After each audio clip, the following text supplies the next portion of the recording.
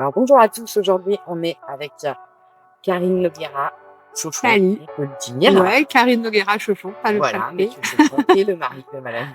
Je n'ai pas envie de dire ancienne joueuse parce que tu es toujours joueuse, plus ou moins parce que les aléas de la vie font qu'il y a des priorités autres aujourd'hui. Exactement. Est-ce que tu peux raconter pour celles qui ne te connaissent pas un Mhm. peu ton parcours? Ok. Et je précise que tu es la marraine de FPL, Ouais, qui a gentiment accepté de parrainer la communauté. avec grand plaisir. Déjà, moi, j'encourage toujours les femmes à jouer au poker. Donc, quand Alexandra m'a proposé, j'ai tout de suite dit oui. Alors, mon parcours, c'est, il y a un bout de temps maintenant, hein, ça nous rajeunit pas tout ça. J'ai fait une émission de poker Mission Caraïbes à l'époque. Télé-réalité de poker.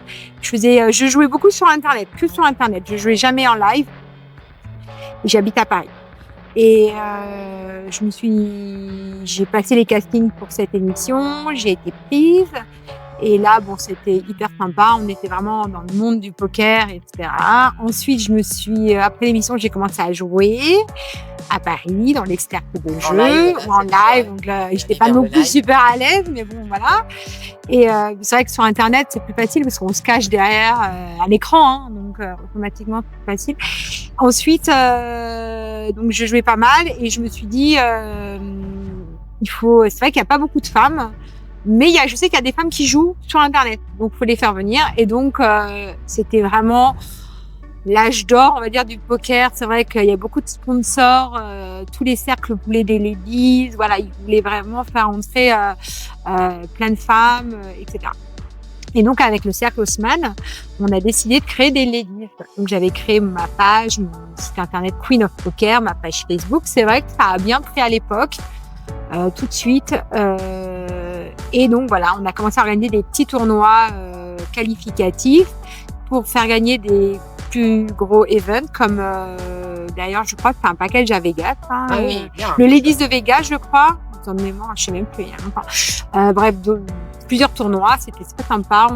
Généralement en moyenne, il y avait à la finale, c'était une finale à 350 €, un peu comme ça, à Haussmann, et il y avait une soixantaine de filles qui venaient quand même jouer la finale, pas mal. Et peut-être plus. On perd. Après plus de 10 ans, on perd la mémoire. Et donc voilà, donc c'était assez cool. Et parallèlement à ça, je continuais à jouer au poker. Je me suis qualifiée beaucoup pour des beaux tournois. J'ai même fait le main event des WSOP. J'ai gagné sur Internet le package. Ah, mais toi, c'est magnifique. Ouais, j'ai gagné des tickets pour les VPT. Ah oui, je me qualifiais beaucoup, en fait. Après, je faisais pas grand-chose, mais au moins, je me qualifiais. Et donc, voilà. Et ensuite, on a décidé de venir à Vegas pour le travail de Greg.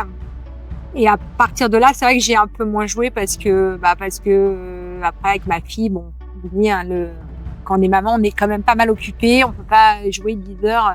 Moi, j'aime pas trop le cash game. C'est pas mon kiff, mais je préfère vraiment les tournois de poker. Donc, les tournois, on le sait bien, ça dure pas mal de temps. Sur la longueur. Ouais. C'était aussi qu'avant le rachat de GG Poker, il n'était pas autorisé de toute façon. Exactement. C'était super. Donc, les cas, ça peut être. Ouais, je pouvais pas. Ouais, c'était un mec du poker et c'était un peu frustrant, effectivement, les tournois. Même c'est bête, mais les ladies, tu vois, à l'époque, il y a toutes les filles, quoi. Tout le monde venait de France pour jouer au poker. C'est vrai que moi, je pouvais pas les faire. Après, honnêtement, je faisais les deep stacks comme je fais maintenant, et moi, ça me va. Le principal, c'est de jouer un peu. Après, tu étais autorisé à les faire à l'époque. Ouais, en fait, quand les ladies étaient autorisées. Exactement. Tout ce qui est bracelet, en fait. Exactement. Les events. Et là, j'en ai fait un là, la semaine dernière, ou il y a 2 semaines. Et je crois que ça faisait au moins 10 ans que j'avais pas fait un tournoi bracelet. D'accord. Ça a donné quoi? J'ai joué 2-3 heures. J'ai passé avec les rois contre les as. Donc, on va dire, il y avait pas. Je m'en vais pas trop en l'air en tournoi. Donc là, c'est parti pré-flop. C'était le Bounty, Mystery Bounty. Oui, en même temps. Ouais. Turbo. J'aurais peut-être dû commencer par un petit deep stack. Bon, c'est sûr qu'en plus, la première heure, j'étais pas trop à l'aise. Ça faisait vraiment 7 ans que j'avais pas joué dans un casino. Donc, fallait, pareil, retrouver ses marques. Exactement. Puis après, ça a été bien. Et online, non, tu sais. Non, pareil, j'ai plus le temps parce que aussi parallèlement à ça, j'ai fait une formation de décoratrice d'intérieur, donc rien à voir avec le poker. Donc honnêtement, ça me prend du temps aussi. Et puis bon, voilà, la vie fait que on est pas occupé. Hein. J'imagine que tu as dû aussi toi trouver tes marques, retrouver peut-être un job dans ton travail. Voilà. Apprendre la langue si tu parlais pas anglais. Ouais, bon, c'est pas non plus l'embellie. Voilà. Mais bon, on fait ce qu'on peut. Je suis beaucoup aussi en France. Hein. Je fais beaucoup d'allers-retours. Ouais. En France, donc voilà.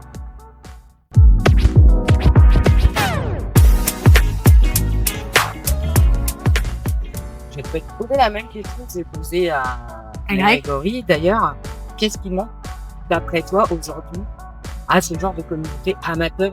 Il y a des pros d'un côté, les amateurs de l'autre, et faire comprendre qu'avant d'être efficace par l'amateurisme, bien sûr, il y aura des stores, si tu démarres doucement, c'est une plateforme en fait. Bien sûr. Puis je pense il faut aussi, voilà, être pro, c'est facile à dire, mais c'est pareil, c'est tout un autre monde et il y a plein de joueurs de foot qui aimeraient être pro, mais ils sont pas pros. Ah oui, il y a plein. Il y a the big boss. C'est non. Bon, mais la journée, t'es bien accompagné. Hello. Bonjour. Ça va? Ça va. Je fais une interview. I do interview. Hop, c'est parfait. There you go. Il parle très bien. Ouais, il parle très bien Very français. well. Jacques Eiffel. Grégory vient nous amener quelque chose. Je suis obligée de jouer là. C'est magnifique. Voilà. On l'a pas gagné. Vous ne perdez pas. Hein. Non, on va essayer. Je te l'offre. Avec plaisir. Merci, c'est trop gentil, Grégory. J'en espérais pas tant. Mais alors, c'est le bracelet d'un Evan? Ouais, du 250 000. Du 250 000, voilà. Vous avez un bracelet, il y en a plusieurs, et celui-ci, c'est du 250 000. Voilà, donc c'est un peu bling bling, c'est pas trop mon style, mais bon, écoute.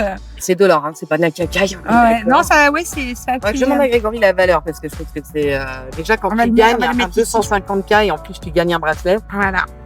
Une plus-value, c'est sûr.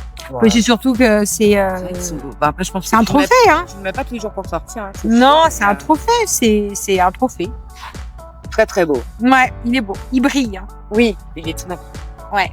Je sais pas, on va le laisser ici. Il y avait l'année, ils mettent l'année dessus. Attends, ouais, j'ai du mal à voir. Ouais, tout petit là, 2025. Ah oui, tout en haut. On va le laisser devant. Ouais, on va le laisser devant. C'est quand même la classe. La classe à Vegas. La classe à Vegas. Donc les filles, vous voyez, si vous voulez venir gagner un voilà, allez, faut se motiver. Il y a aussi les WSOP Europe, je crois. Hein. Oui. Mais ouais, donc je disais, donc voilà, il y a deux mondes effectivement, et je pense qu'il faut pas non plus rêver tout le temps d'être pro, parce qu'en fait, être pro, c'est facile à dire, mais déjà il faut être sponsorisé, parce que faut quand même avouer, sans sponsor, il faut vraiment être pas. C'est compliqué, c'est très compliqué. C'est bon. En général, les très bons sont repérés par les sponsors. Mais c'est ça, et c'était vraiment un autre monde. Alors attention, il y a peut-être quelques filles, bien sûr, quelques hommes qui vont être au-dessus, et dans ces cas-là, c'est génial, et voilà, il n'y a pas de souci. Mais je pense que la majorité, il faut rester à son level, hein, progresser, donc passer des étapes pour bien sûr progresser, mais voilà, il faut aussi juste kiffer, jouer le week-end avec des copains dans les cercles de jeu, les associations, et c'est très bien aussi. Il n'y a pas besoin de toujours vouloir le top du top, quoi. Moi, je pense. Surtout, c'est là où je trouve qu'il y a vraiment aussi beaucoup de passionnés et c'est vivant, quoi. Donc c'est chouette.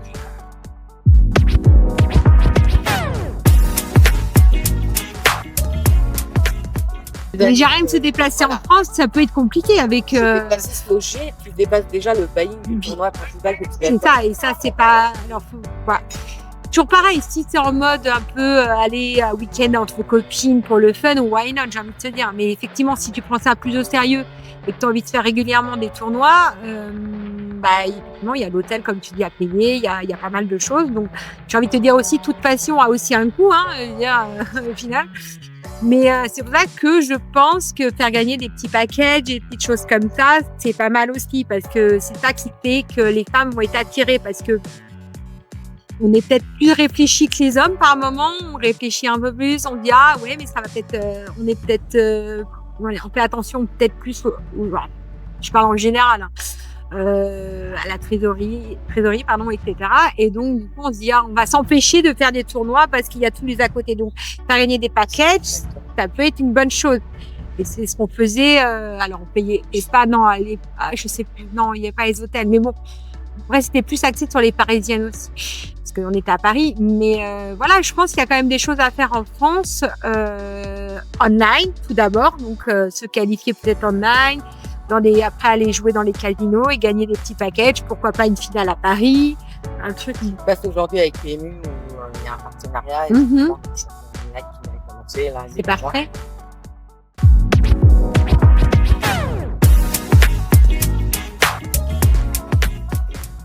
Bah, je pense que déjà, c'est ça, en fait. Il faut que le partenaire, c'est pas vraiment axé sur l'argent, c'est vraiment une image, attirer d'autres styles de personnes pour jouer au poker, etc. Donc, je pense que vraiment, le sponsor doit pas viser, voilà, l'argent à la base. C'est vraiment pour attirer d'autres, d'autres personnes.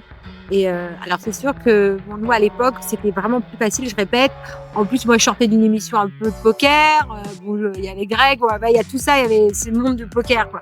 Donc maintenant c'est un peu plus difficile, mais voilà.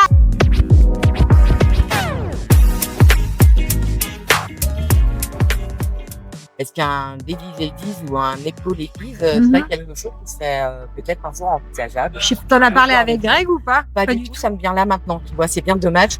Après, c'est-à-dire que moi, j'aime les tournois ladies pour emmener les femmes jouer avec les hommes, tu vois, parce que c'est ça. Moi, le deep stack avec hommes et femmes, j'adore.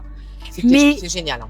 Voilà. Mais c'est vrai aussi que là, que tu me parles de ça, je me dis pourquoi pas avoir un ladies, effectivement, comme tu dis, peut-être des lits une fois par semaine. Accessible en termes de buy-in, voilà, 250. Voilà. Tu parles pendant les WSOP. Par exemple, oui. Ça peut être envisageable. Moi, je sais rien, mais je suis pas dans le business de WSOP, on va dire, mais ouais, ça serait peut-être une bonne idée parce que c'est vrai que toujours pareil, là, quand j'ai fait les tournois, je sais pas si tu as vu, il y a des femmes qui jouent, mais il y en a plus qu'en France parce que le field n'a rien à voir.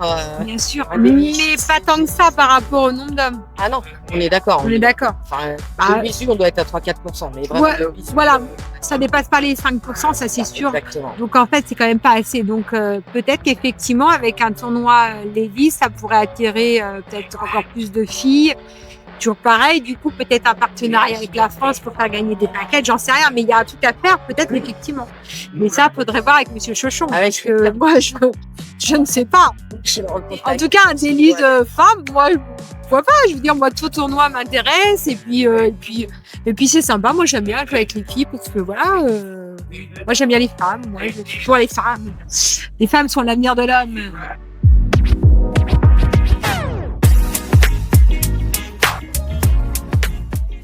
Mais c'est vrai, oui. De toute façon, déjà, même les Américains, il y a quand même beaucoup d'Américains qui jouent. Voilà, ils sont quand même plutôt assez tranquilles. Après, bon, la semaine dernière, il y a un monsieur, il s'est énervé un peu à côté. Bon, voilà, après, ça arrive. Mais en règle générale, quand même, ils sont bienveillants. Et franchement, là, quand j'ai très fair play. Ouais, c'est ça. On a fait 2 ITM. J'ai fait 2 ITM la semaine dernière. Ouais, 2 dans les 10 packs, d'ailleurs. Et bah, écoute, les gens... franchement, il y a une bonne ambiance. Voilà. Bon, après, on perd, on gagne. C'est comme ça, c'est le jeu. C'est le poker. Et moi, en tout cas, perso, je suis pas du tout une mauvaise perdante. Donc, en fait, voilà, il n'y a pas de souci. On s'est serré la main et c'est comme ça. Et du coup, non, effectivement, je trouve qu'il y a une bonne ambiance, quoi. En tout cas, les 3 tournois que j'ai fait dernièrement, j'ai trouvé que c'était assez cool.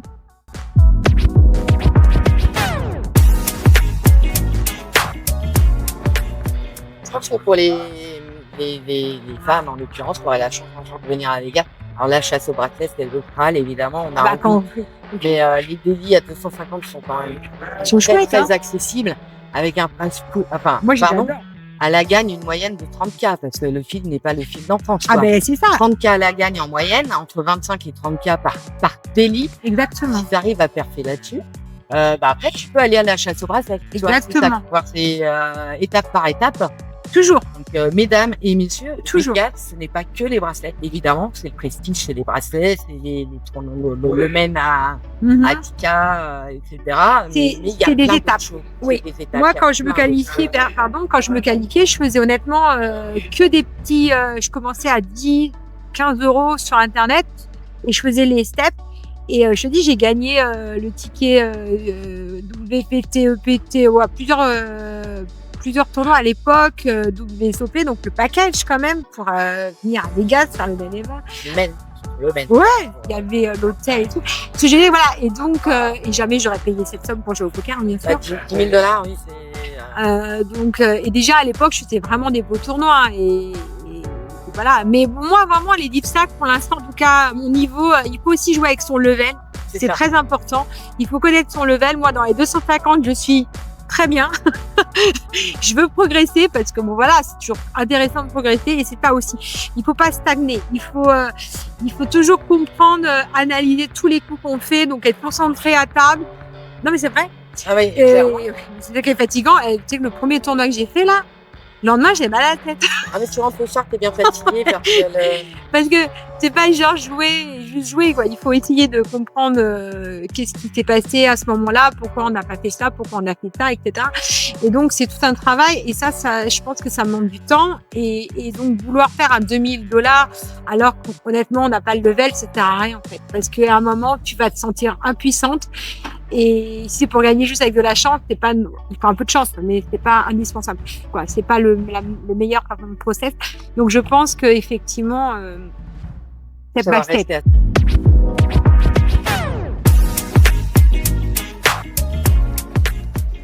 Voilà, en fait, tu sais que tu vas dépenser 100 €, 50 €, 30 €. On va dire que tu les as perdus.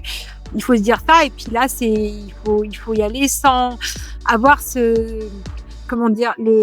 la pression de l'argent, parce que ça, c'est pas non plus super bien quand tu joues, en fait. Il faut vraiment y aller tranquille et se dire, si je gagne, l'argent, c'est vraiment le bonus. Le but, c'est de bien jouer, de progresser, toujours pareil, d'être agressive un petit peu, jouer, voilà, pas être passive, en fait. C'est important. Et donc ça, il faut vraiment, il faut le ressentir, et si on sent qu'on est trop passif, il faut vraiment corriger ça et étudier un peu plus et regarder peut-être plus des choses sur Internet, voilà. Et je me dis qu'un tournoi, même, tu vois, apprendre aux filles à être avec un coach, ça serait bien aussi, tu vois. Alors, je sais pas comment faire ça, mais un tournoi où t'apprends, je sais pas, tu gagnes un truc avec 6 mois avec un coach, par exemple, oui, qui est bête, mais coaching, c'est hyper bien. Donc, quand ma fille sera plus grande, donc j'aurai plus le temps de jouer, peut-être, je me dis que je pense que, ouais, parce que j'aime bien apprendre, en fait, tu vois, j'aime bien quand même comprendre un minimum les choses. Et donc, je pense, perso, d'avoir un coach, ça doit vraiment, je vois avec des copains à moi, joueurs pro, ils progressent beaucoup avec d'autres coachs. Il y a même des coachs qui sont coachés. Ouais, je sais pas pourquoi ils possible. Mais c'est ça, ils sont toujours et c'est ça, et c'est important. Ça s'installe. Bon, bah, on va rester. Alors, c'est quel tournoi aujourd'hui? Ah, c'est le 10 000. Ah, bah, moi, je ne peux pas payer 10 000. Voilà. Ah, ouais. Alors. Voilà. Voilà, on voit tous les croupiers passer derrière nous qui s'installent. Il y a un tournoi qui va commencer, je sais pas c'est peut-être le 1500 ou je sais pas bien. Je suis sûre que tu aurais voulu être croupier. Alors, tu veux que je te filme en train de. Je fais, ça m'arrive de le faire. C'est vrai? J'ai une amie qui est croupière, plutôt en assaut, le tournoi. Ouais, j'aime bien aussi. Donc voilà, en tout cas, tu as un beau bracelet. Félicitations à toi. Merci beaucoup. Le bracelet FPL. Donc voilà, on va demander à ce qu'ils en fabriquent un marqué FPL pour nous. Et je vais le toucher quand même. Ah bah bien sûr, vas-y, t'as tes chances. Ah oui, tiens, je sais pas. On sait jamais. Allez, on touche le bracelet WSOP, le 3.